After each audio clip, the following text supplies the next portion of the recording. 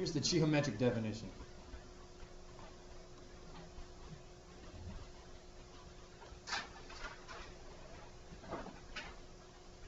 It's very, very similar to that of the parabola. Matter of fact, I want you to flip back into section 11.1. Real quick. Flip back in your notebook, section 11.1. Look at the definition I had you write of a parabola. It started with something like it's the set of all points in a plane. You see what I'm talking about? Whose distance from a fixed point, from the focus, is equidistant, right? From a fixed line called the directrix. So this one's similar. An ellipse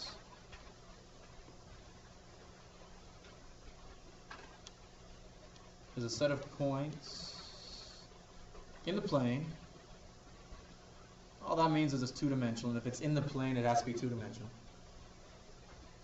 Okay, this grammar is a bit funky.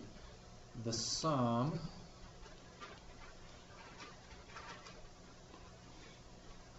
of whose distances, this time it's from two fixed points,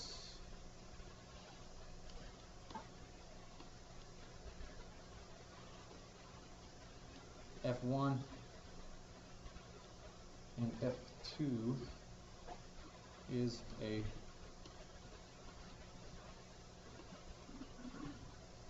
constant.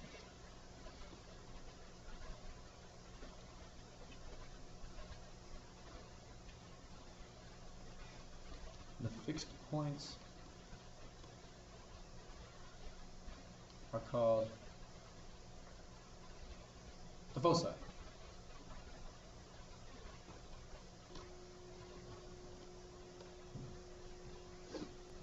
So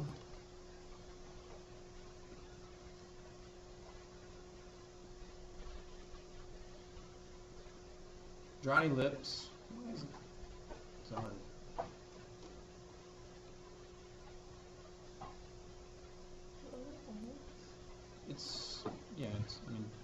Technical name for it is an ellipse. So draw an ellipse. Put 2 points inside of it.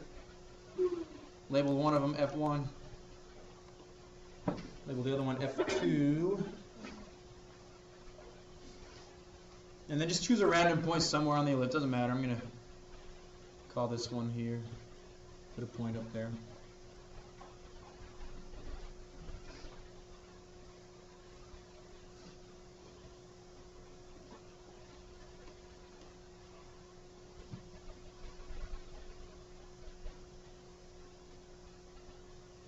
So let's call one of the distances from the focus to that point D1, and the other distance D2.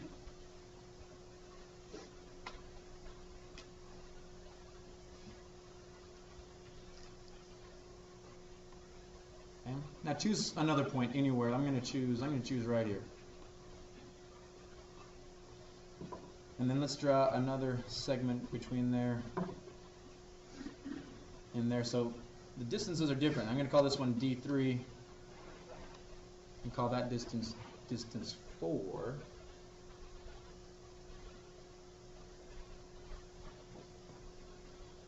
Let's try to make sense of this definition. If I took distance 1 and added it to distance 2, so distance 1 plus distance 2, that's going to be the exact same constant as what? Distance 3 plus distance 4. And that would be true of anywhere I chose on the ellipse. If you add the two distances, it's always going to be that same value. And it's different for every ellipse. It's not going to equal the same value for every ellipse. It depends on the size, the shape, where the foci are. Okay. That's essentially what it's talking about. Okay.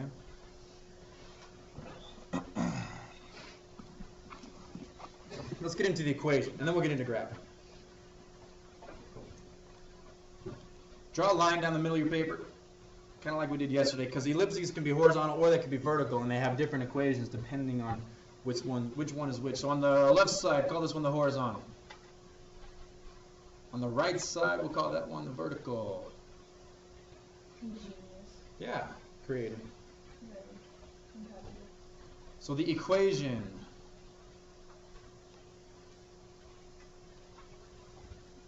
of an ellipse that's horizontal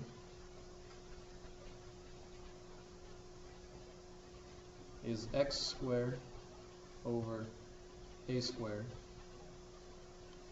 plus y squared over b squared equals 1.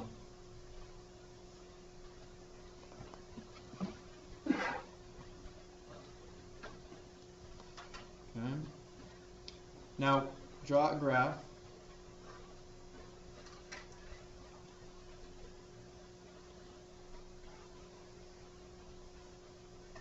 On the graph,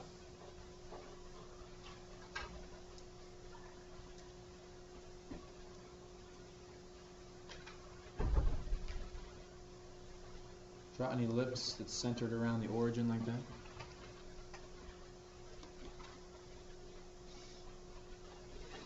This is what it means to be a horizontal ellipse. It's elongated horizontally, so it's longer on the horizontal axis than it is on the vertical axis. They're my ovals. I know. They're not as good as these ones, huh? That doesn't even look like an oval. The two endpoints of the horizontal axis. Label this one here on the right A. This one's negative A. Okay, and then on the vertical axis, the top one is B. The bottom one is negative B.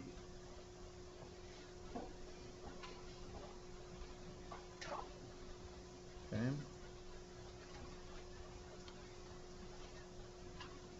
Off to the side here, you need to write this. With ellipses, this always must be true. A is bigger than B, and they're both bigger than 0. So A is bigger than B, which is bigger than 0. That must be true.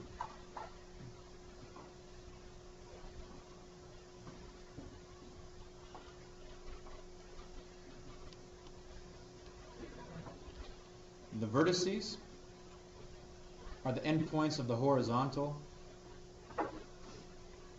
So A and negative A, those are considered the vertices. They have a location of A, comma 0, and negative A, comma 0. Those are called the vertices.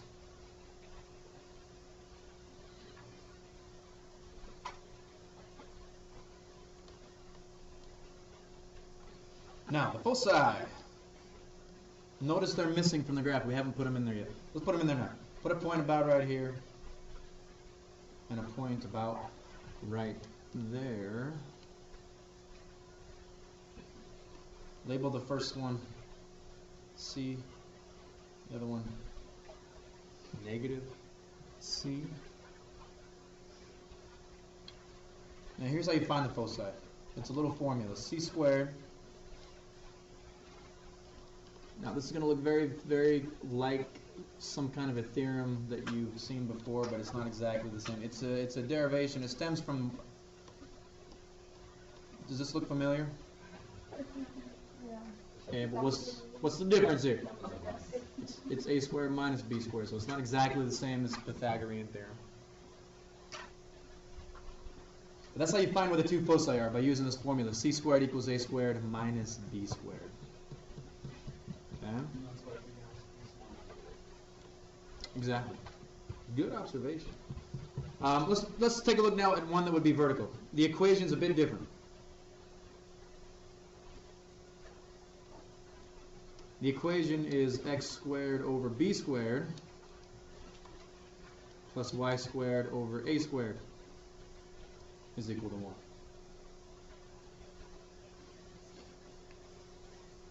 Only thing that changes is the location of a and b, and it's important because it's still true on this side that a is bigger than b, which are both bigger than 0.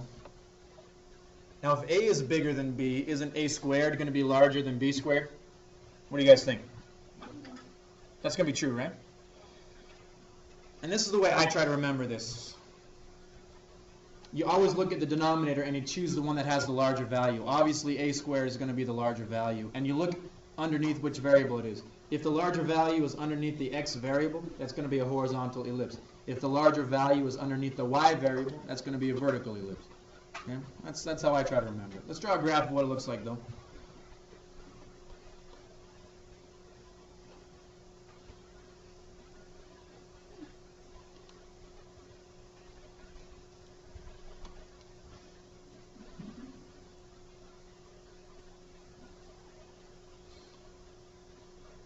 So that's what a vertical ellipse would look like. That's centered around the origin. Shouldn't B be greater than A? Not on these. Because now A are on the vertical axis. Oh, so we just switch. Yeah. Does that answer your question? So A is always greater. A is always, for ellipses, A is always greater than B. So now the vertices are on the vertical axis. So call this one up top A, and this one on the bottom negative A. Those are the vertices. Then on the horizontal axis this time we're going to have B and negative B.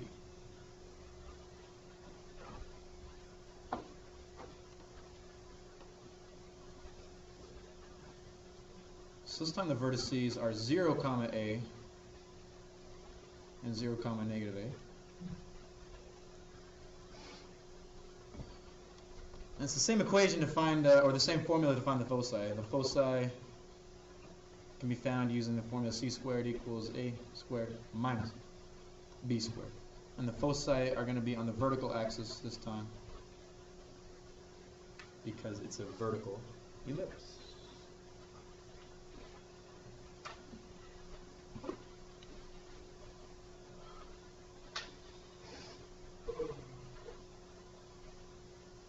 That's a lot.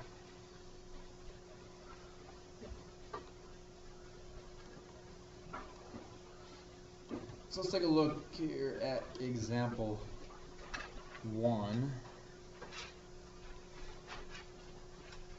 X squared over 9 plus y squared over 4 equals 1.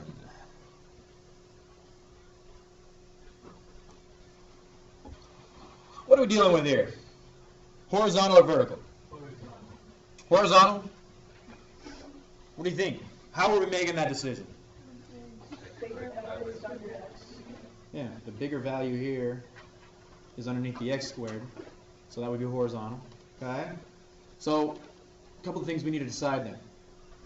The larger value is always a squared. So a squared is equal to 9. That means b squared is equal to 4. If a squared is 9, then a is plus or minus 3.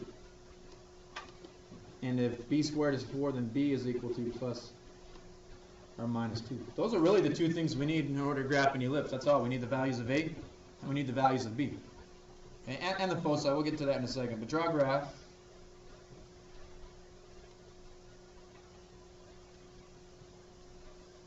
Now this is, didn't we decide it was a horizontal ellipse, right? So where do the vertices go? Horizontal or vertical axis? The a value right here goes on the horizontal. So you place points at 3 and negative 3 on the horizontal axis.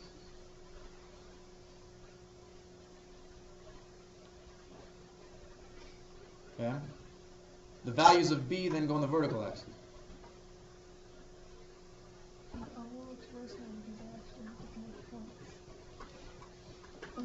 Yeah. And then just do your best to draw the best ellipse you can by connecting these points. Okay, the vertices are the endpoints of the horizontal. These are the endpoints of the vertical.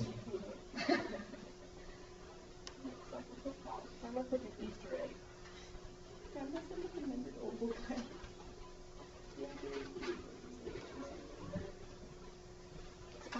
Okay, and then we just got to find the foci. So c squared equals a squared minus b squared.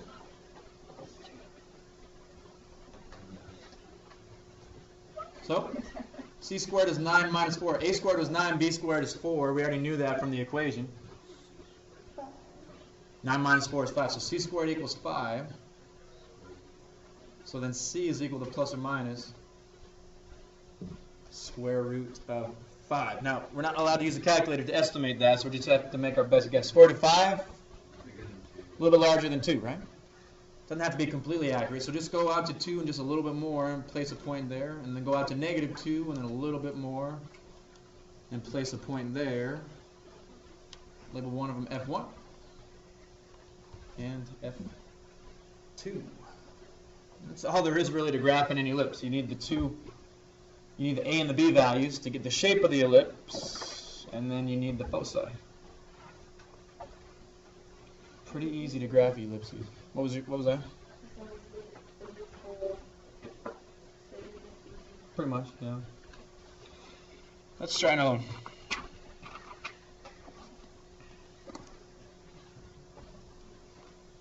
Part B. You guys try this one on your own.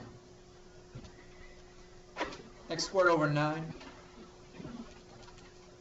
plus y squared over 16 equals 1. Grab it.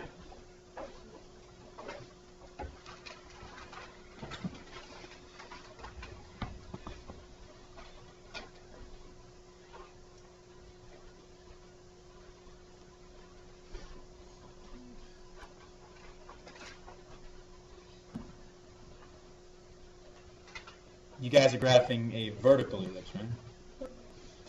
Okay, good. Remember with ellipses, the larger value is always a squared. So a squared is equal to 16. And since it's underneath the y variables, it's going to go on the y-axis. If a squared is 16, then a is plus or minus 4. B squared is 9. So b is plus or minus 3.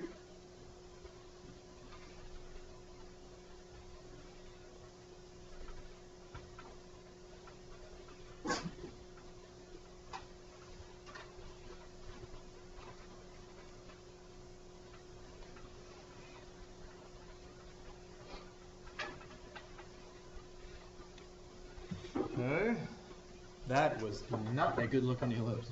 Whoa! Anyway, the foci. A squared minus b squared is 16 minus 9. So c squared equals 7. Ooh, plus or minus square root of 7. We've got to estimate that. Square root of 7. A little bit less than 3, because the square root of 9 is 3. This is closer to square root of 9 than it is to square root of 4. So it's a number between 2 and 3, closer to, maybe closer to 3. So on the y-axis, remember this is on the y-axis because it's a vertical ellipse. So go on the y-axis just underneath 3 and just above negative 3. Focus 1, focus 2, the 2 foci. Does it matter which one you use, but it's focus one? Nope. Nope, it doesn't. Good question. All right, now be careful on this one. Let's talk about it first. I'm just going to put it up here. 16x squared plus 25y squared is equal to 100. This is the equation of an ellipse. Problem is, it's not really in the form that we need or can use. We can't really graph when it's in this form. Let's talk about the differences. What's the first difference that stands out to you? Okay, there's no a and b. There's no is that what you're talking about? There's no fractions, no denominators. Okay, that's a big one. It doesn't equal 1. Okay, it's supposed to equal 1, but it equals 100, so that's a problem. The equation has to equal 1 to be in the standard form of an ellipse, so what can we do? Okay, the main thing you really want to focus on is this right here, that it doesn't equal 1. So Maddie, what were you suggesting there? Divided by 100. Because 100 divided by 100 is 1. Okay, but we just don't do the right side. We can't just do one to one side of the equation. It's got to be everything, everywhere. So now the right side is equal to 1.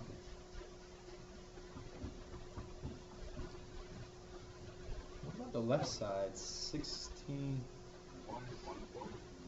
over... Say that again, David. 25 100 is 1/4. So you're saying that would be the same as 1y squared over 4, okay.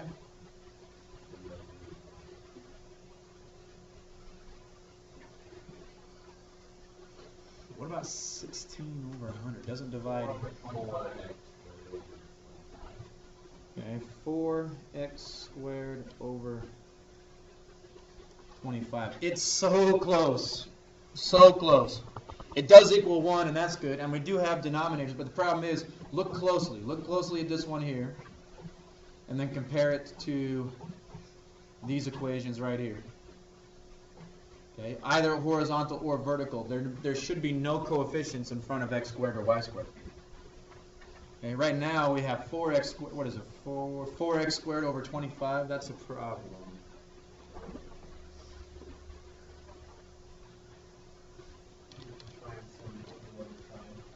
But then it wouldn't equal 1 anymore. You know, that's a good suggestion. We could, but we want to avoid that. That's a good thought, but we really want to try to avoid decimals. Now, okay, you guys got to think outside the box for a little bit. 4x squared over 25.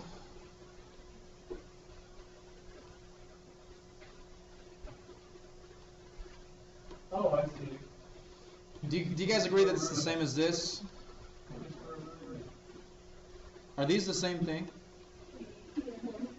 4x squared over 25 is the same as 4/25 times x squared. Okay, now, is this the same thing? Are those still the same? All right. Is this the same thing? Look carefully.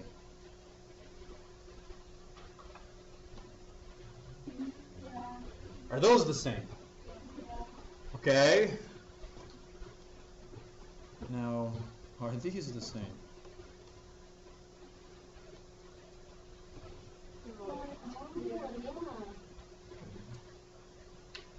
Now let's try to follow what we did. We went from here to here to here to here. So are these two the same? Those two are the same, right? Why is this one the one we need? Because you can take the square root of the... We can take the square root of the denominator, and it doesn't have a coefficient in front of x squared anymore. There's nothing in front of x squared, and it has a denominator.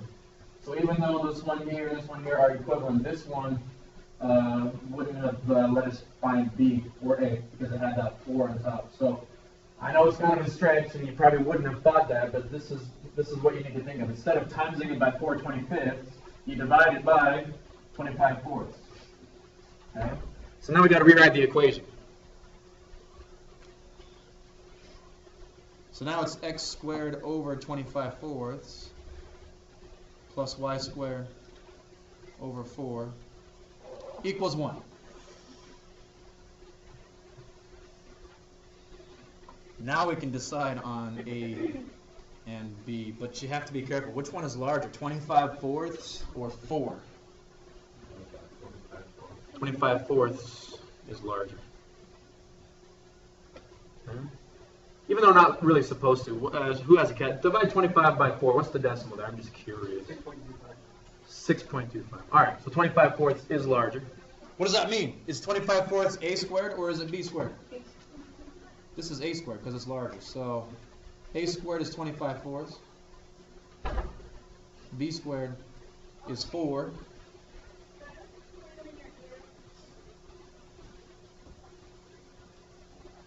So then a is equal to plus or minus what? What's the square root of 25/4? 5 halves, yeah. Plus or minus 5 halves. And b is equal to plus or minus 2. I guess I never really asked this, but what kind of an ellipse is this? Because the larger value is underneath x squared, it's a horizontal ellipse. So when we graph this, you need to make sure that the vertices are on the x-axis. 5 halves. That's a decimal you can come up with without a calculator. Hopefully without a calculator. 5 divided by 2. You don't need a calculator for that, right? 2.5. There you go. So we're going to go out 2.5. on the x-axis, and up 2 and down 2 on the y-axis.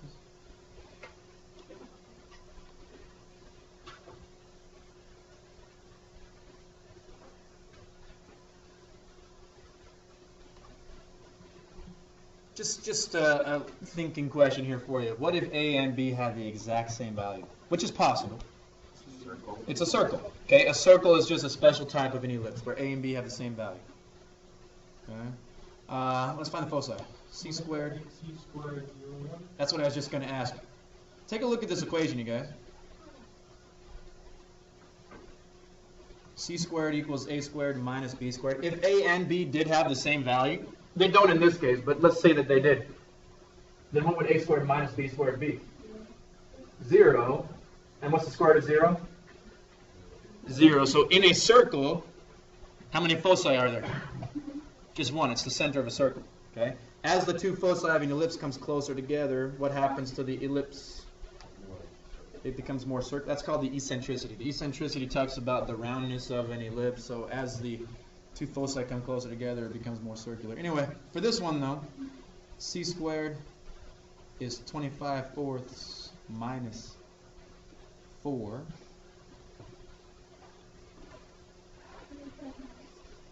Exactly. 25/4 minus 4 is the same as 16. 4 is the same as 16/4.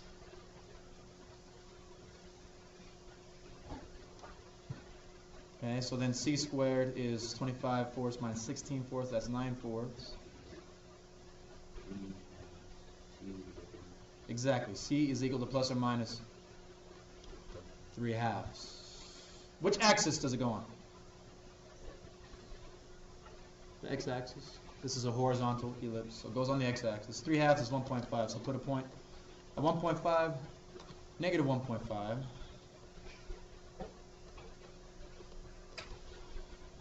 Those are the two foci. No, hopefully they're fixing them all.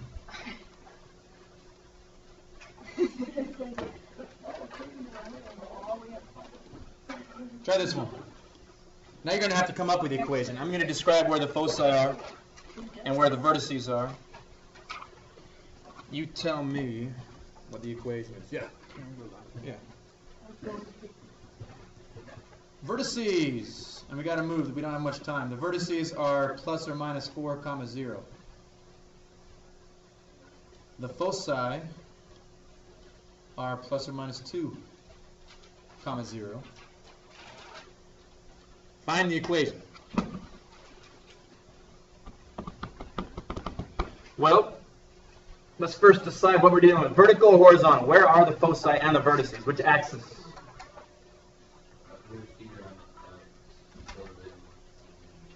Okay, the vertices and the foci are on the x-axis. So, yep, it is going to be horizontal. Let's talk about A, B, and C, though. What does this tell us right here, the foci, or the vertices? Does that tell us A? Does that tell us B? Or does that tell us C? A. The vertices are A. So if A is equal to 4, what's A squared? 16. What does this tell us? The foci, A, B, or C? It's C. The foci tell us C. If C is equal to 2, then C squared is equal to 4. The problem is our equation needs to be x squared over A squared plus y squared over B squared equals 1. We got to find B squared.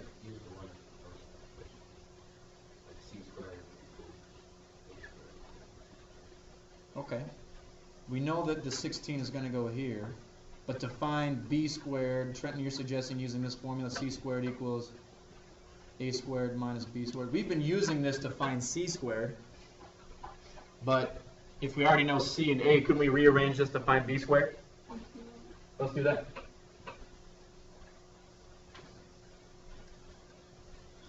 So C squared is equal to 4. A squared is 16, and that's minus B squared.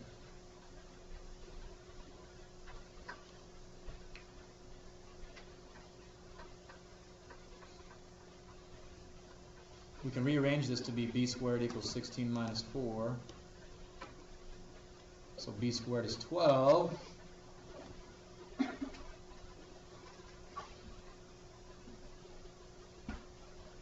All right, think for just a second before you blurt out an answer. Do we really need to know the value of b? Because we're not graphing this. All we're doing is writing the equation. So do we need to know the value of b? No, all we need is b squared. Okay? Because that's all we need to fill in the equation. Do you understand what I'm asking? If I were asking you to graph this, then yeah, you'd have to know the approximate value of b. But if all we need is the equation, then what is b squared? 12. Okay?